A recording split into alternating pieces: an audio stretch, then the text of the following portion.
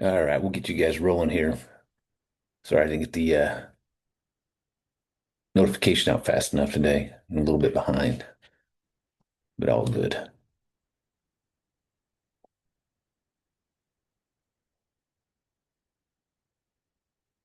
Got a good topic, and I think it's a topic that is something we probably should have more conversations around, uh, and just in general, because I think we sometimes we get caught in traps and responses and let our egos get in the way. But what I want to talk about is masculinity, energy, and leadership. What does that look like?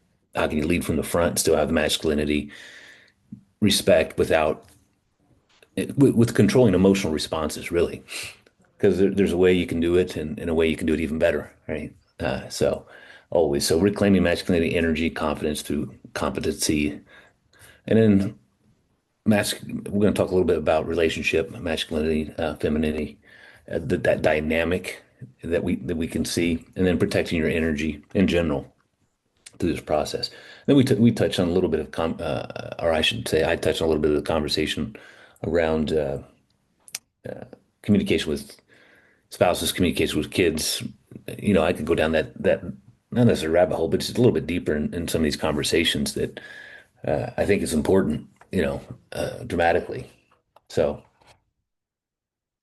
reclaiming masculine energy and strength through presence, right? There's a big component of how you show up. What does it look like? People are always going to judge, regardless, guys. So masculine energy is grounded presence. You can be calm, clear, stable. It can be expressed in different formats. Emotional competency or regulation. You have more control, clarity, stillness, how you carry yourself again, intentional movement, direction-based action. All of them would probably fall in that category. Obviously, I should have put the physical component. I think again, there's a presence with the physical aspect that goes a long way, and a lot of times we don't want to talk about that. So, and then what we're seeing in general, some modern men lose masculinity through stress is a big one. Environment, so the environmental impact of water consumption, food, plastics, things in the water. I repeated that, but that's environmental component. What we're exposed to is kind of deteriorating our uh, ability to have proper testosterone levels, and that kind of rolls over in different aspects. Obviously, overthinking, overstimulated is another one. Lack of purpose. So you see this across the board, losing faith, feeling defeated. Um, so again, these are all components that we're starting to see roll down the pipe. And then I'm going to talk more about, hey, how can we rebuild this energy? What does it look like for you? What are some tips and tricks that you can start implementing or evaluate really? What does it look like for you? Masculine presence is built through showing up, understand how you want to show up. Daily grounding, breath, silence, stillness, being very clear on who you are. And that takes a little bit of work, guys. Eliminating frantic energy, because a lot of times what happens is these are programs that are running, and we think it should be a stimulation, and we create the anxiety that we carry. A lot of times you can maneuver that and let that go, but you have to do some work on it. Operating from values instead of emotions, and then moving slower, speaking slower, thinking clearly with proper outcome, and not the just emotional response. It's gonna so with that presence, it's going to amplify influence, respect, and leadership. Okay, people are going to look at how you carry yourself, and that's important. So confidence through competency is big. Masculine confidence, it's a proven ability. You know, have you put the effort in, the skill set, the time, the understanding? So true confidence comes from learning new skills, repeated practice, real performance under pressure, and then identity shift. I can handle this. Communication to yourself. What does your language pattern look like? And it's going to form through all those areas. Like, and sometimes you may need to work on certain aspects to build it better for you. So competency eliminates insecurity because it creates evidence. Hey, I've done this before, and it gives you feedback, and that feedback, what you can do with feedback, obviously, is evaluate it and be a true evaluator of yourself. And what areas do you need to put some more time in and more effort, or where do you need to step up more or show up different? While we lose confidence, uh, avoid being beginners. So the ego gets in the way, guys. Uh, Developing skills, we see that. You got to consistently be a lifelong learner in some format. So compare themselves constantly to other people and then rely on external validation. And I could probably put some other things in here and the programming, the stimulation, uh, and the avoidance sometimes can get you caught in a bad trap. So competency builds a self-sustained confidence loop. Watch and repeat as feedback, guys. So when we start talking about the masculine feminine dynamic leading without dominance. So masculine leadership is direction, emotional stability, and healthy masculine presence it's going to create, uh, for people around you, your spouses as well, safety, polarity, trust, ease, all those components. Feminine energy responds to grounded strength, not force or control. They want stability. They want emotional response and communication, which I'll get into that a little bit more. So here's some guidelines to think about is, healthy versus unhealthy masculine expression. Unhealthy, you have to control everything, anger, shut down, passivity, inconsistency. And there, I could probably put some more in here, and I'm going to be pretty transparent. Some of the insecurities and things that I work through. I would say I struggle with some of those components. Anger shut down, inconsistency, control. I mean, you could probably put a long list. And then here's more of a healthy component. Um, Initiative, calm leadership, emotional steadiness when things seem out of control. Can you control your state and help others control theirs? Honest communication, it's a big one. And then strong boundaries. What does that look like for you, your spouse, your communication with the household? So, and then we get into protecting your energy boundaries and time integrity. Energy leaks, they're everywhere, guys. So sometimes we get ahead of ourselves, overcommitting, fixing others, poor boundaries. You know, we if we're a people pleaser, we're going to get pulled too many directions, and you just got to watch it. People will intentionally, unintentionally start taking advantage of. So time mismanagement, where is it spent? Is it in front of the TV too much? Is it on social media too much? What does that look like? Time integrity equals schedule, reflect your values. It's going to see where you're placing your values if you really do a deep dive into that. So here's some framework that you can help eliminate, protect energy by reducing unnecessary emotional labor. So what's sucking you dry that it's not serving a purpose to move you forward, and you may have to say no and get rid of it. So saying no without guilt, scheduling intentionality, keeping personal promises to yourself. If you say you're going to do something, finish it and do it. Creating clear boundaries around work and family. That's a hard one. I'm in a regrowth phase myself. The first time I grew a good sized business, I was early in my relationship with Aaron, and it was pre-kids, and it was head down and go, and we did it. We're in that phase again. This time we have mouths to feed and two young kids to help develop. So I get it. Sometimes we do have to have a push and a pull, and I just have and Aaron has a clear goal in mind and understanding of where we're going and understanding that we have to do this at this point of time. Uh, and then once we get hit certain marker points, we will put things in place to start being more available, more present, because we understand right now, if we didn't have to rebuild it would be a different process with our children.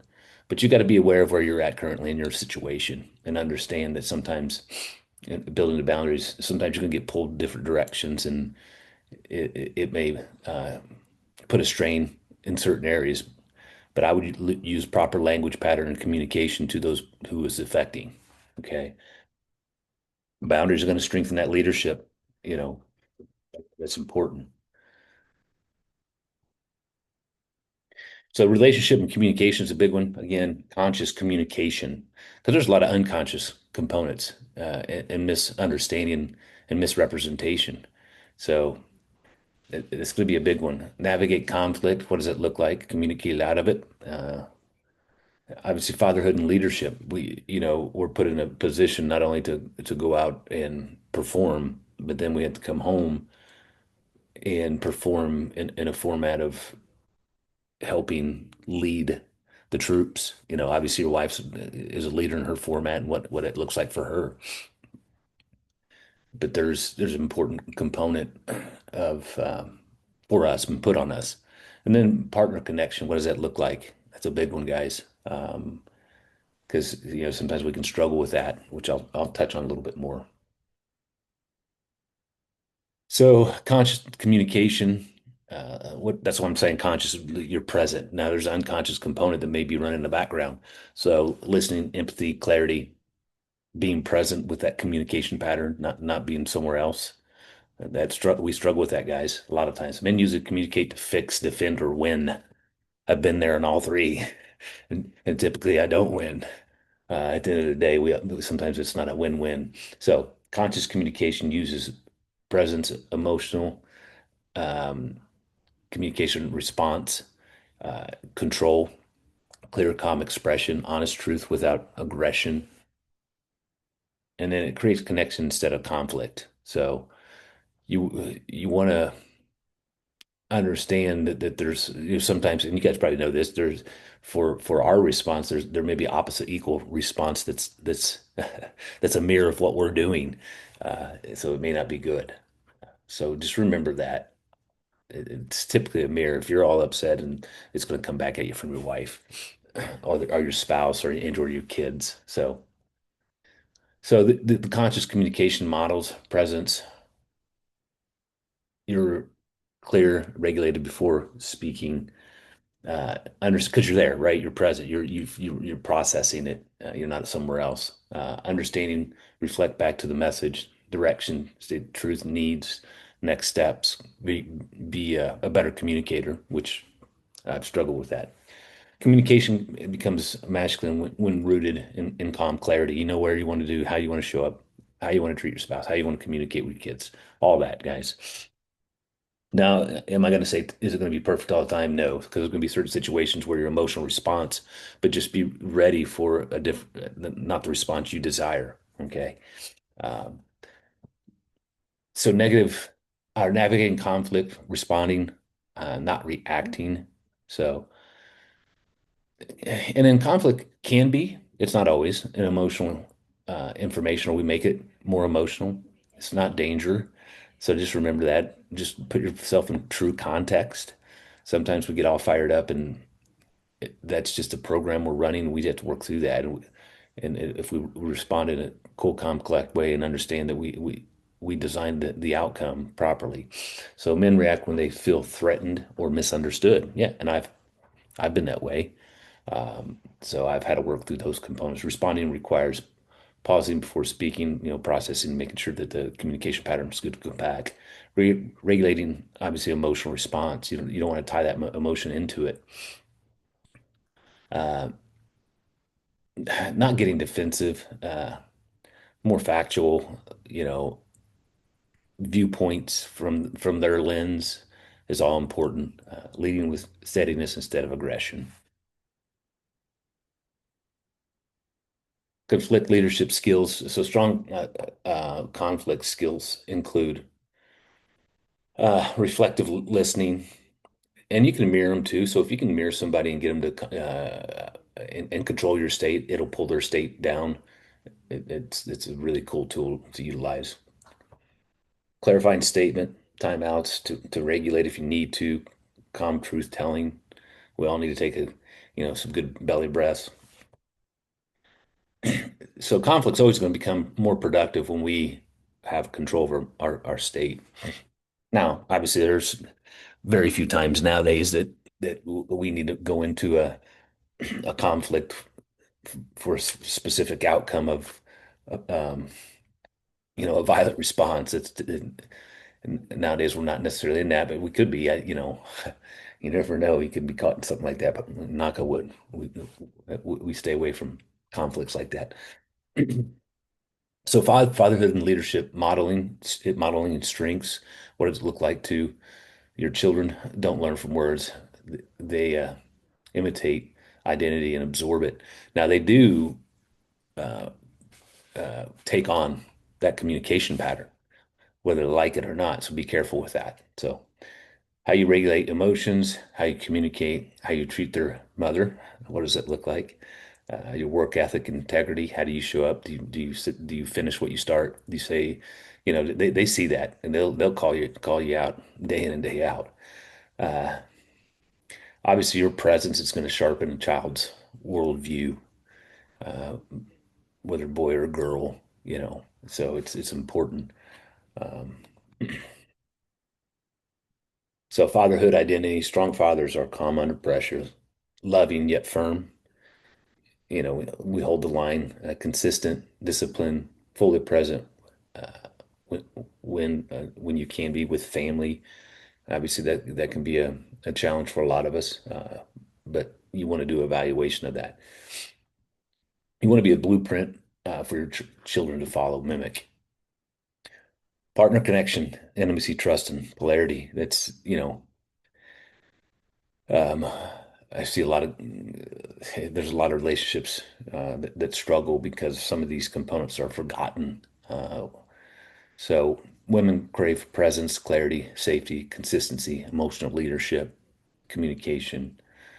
Uh, we lose polarity when we become passive, reactive, or overly agreeable, um, or if we zone out, present. Again, there's a lot of lists, guys.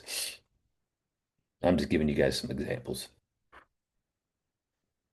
When you want to strengthen the intimacy and trust, that can be connection with kids, and then obviously all the way through to your spouse. But connection deepens through check-ins, communication, asking your spouse, kids how they're doing, let them respond. How was their day?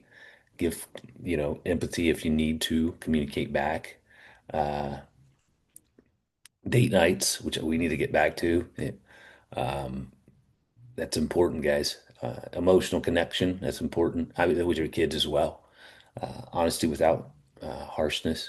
It's okay to give feedback. You just have to have a really strong bond with your relationship with your spouse, because I can give feedback now since we've done the work, and typically we can work through it. She gives me feedback as well. Do I like it all the time? No, but most of the time it's true, and I have to process it and go, okay, you're right. Uh,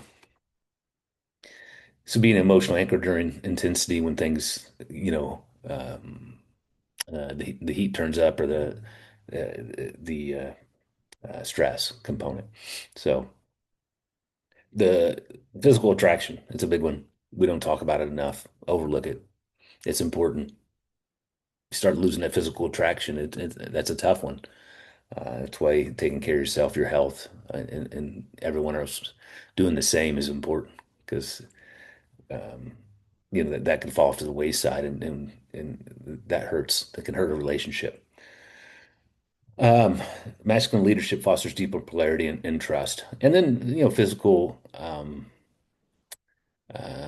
I would say even physical with your kids from showing them love, hugs, touches, kisses.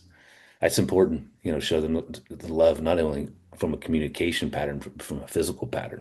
So, yep, this was one of the topics that I wanted to go through. I think it's important. It's part of who we are, what we do, and how we have to show up. It's a part we don't talk about a lot, but I think it's important because it makes you a better man, a better leader, to impact not only the people around you, but if you do have kids, the next generation. That's important. So if you guys need anything else, let me know.